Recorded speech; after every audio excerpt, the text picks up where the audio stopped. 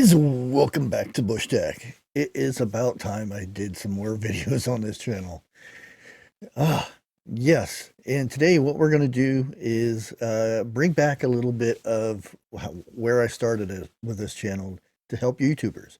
And some of the mistakes that YouTubers make. Even myself, I've made these from time to time. So let's go ahead and get started with this, shall we? Now, these are no special order or anything like this. It's just some ideas I put down and some things that I see other YouTubers doing and some things that I've done myself as a YouTuber. Number one is watching your numbers. That is I get so caught up sometimes watching my numbers that I get discouraged, and then it shows in my videos, or I slack on commenting and replying back to my audience, you guys. So that is a major no-no for YouTubers, and you got to try to concentrate on just doing your videos and yeah, that stuff. Okay, number two would be setting up too many lives at one time, or doing too many videos at one time. Now, there's different reasons why. Now, let's go with setting up live streams. Say you're setting up a live stream for a whole week, and if you do it at one time, you have to realize that you are um, putting all those videos in your subscribers feed, so everybody sees every one of those at a time, instead of seeing other videos and other stuff. And a lot of times when you crowd somebody's homepage with all your stuff, especially if it's the same thumbnail and the same type of content, they just don't like it. And they'll tend to unsub or turn your notifications off, and that hurts you. And another thing is, if you do them all at one time, say you're sitting down and you want to set up all your lives for the next 2 weeks, or the following week, you do it all at the same time, and it all lines up in somebody's feed. Now, say they're being really supportive and everything, and they go and click on and set reminder. They go to the next one, set reminder, set reminder. Those all overwrite each other, because you're setting that reminder up one after another one. And YouTube sometimes, kind of messes up and deletes them all. So it it does the opposite what you wanted. So you got to be careful of those. And also, if you do too many videos at the same time on the same day, um, say at 9 o'clock in the morning, I have a video coming out, and then I have another video coming out 2 hours after that. Well, when it does work, when YouTube emails you and tells you that I have a video out that came out at 9 o'clock, you go click on it. They're not going to email again right after that, because, there's email laws and this and that. So there has to be a period in between each video before they'll send out another notification. So if you do too many videos at once in a day, chances are your audience won't see those videos unless they look at your page every day and watch your uploads and things like that. So you could be losing views that way. So that's something to think about. Number three, lack of creativity on your about page. Believe it or not, YouTube also looks at your about page now to check and see when you go to get monetized. they actually check out your about page. It's in the terms of service and all that crap, um, that they will actually go and check out certain things on your page. Um, One of the things is, yes, you got it, is your about page. And if it's just line saying, "Hey, I'm a farmer from Illinois. Hi," then that's it. Uh, they don't think you're too into creating a channel uh, and sticking with it and being monetized and stuff. So they'll tend not to monetize you. Also, for viewers coming in, a lot of them go and check out the about page, and they like to find out a little bit more information about yourself. So, nice short little paragraph or two, telling about the channel and yourself, what you do, and things like that. Awesome. Very good. Um, Now, the next one is descriptions, your video descriptions. To have no description or little or no description at all.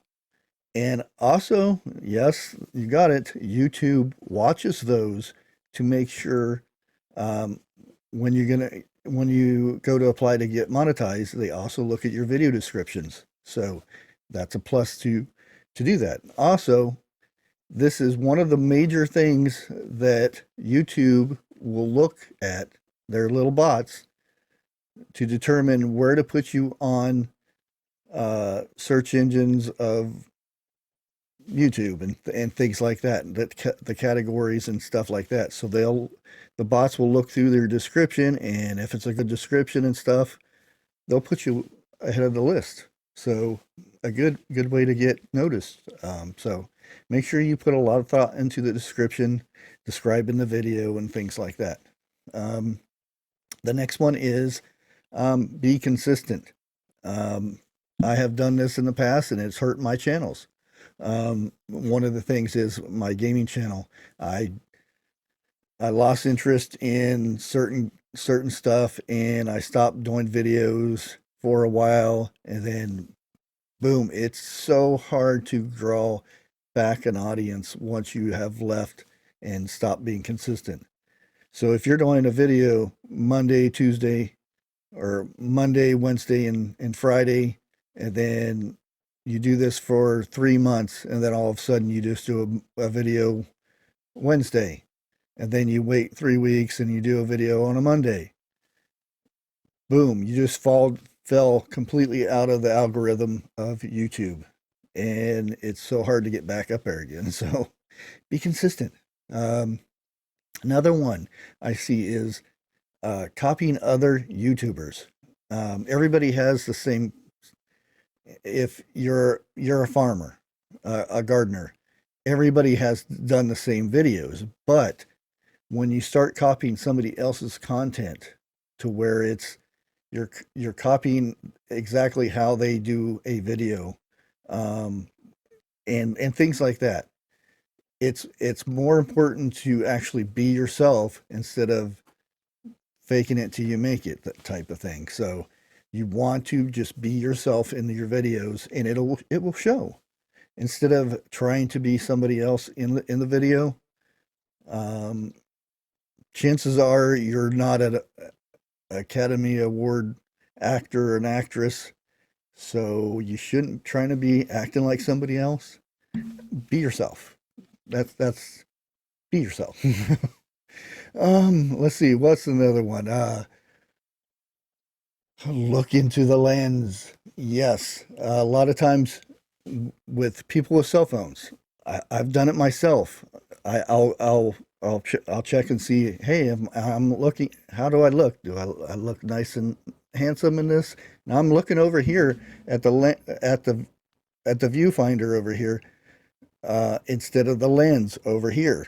So, and then because people want you to look like you're interacting with them and not talking to them over here like this.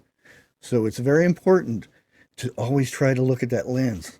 If you're not sure where the lens is on your cell phone, um, what I've done in the past, I put a popsicle stick behind where the lens is on the phone, so where it pops up and I can look at that spot, and I look at that spot when I'm doing the video.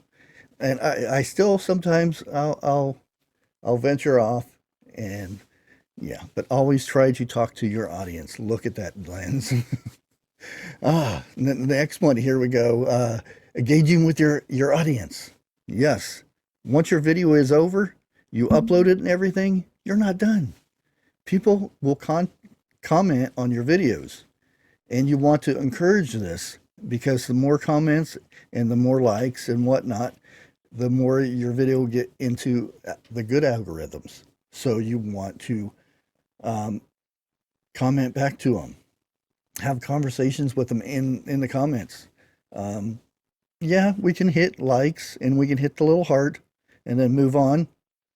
But sometimes somebody asks a question, because a lot of times I've seen in these certain channels, you'll go through there and everybody like heart, like heart, like heart.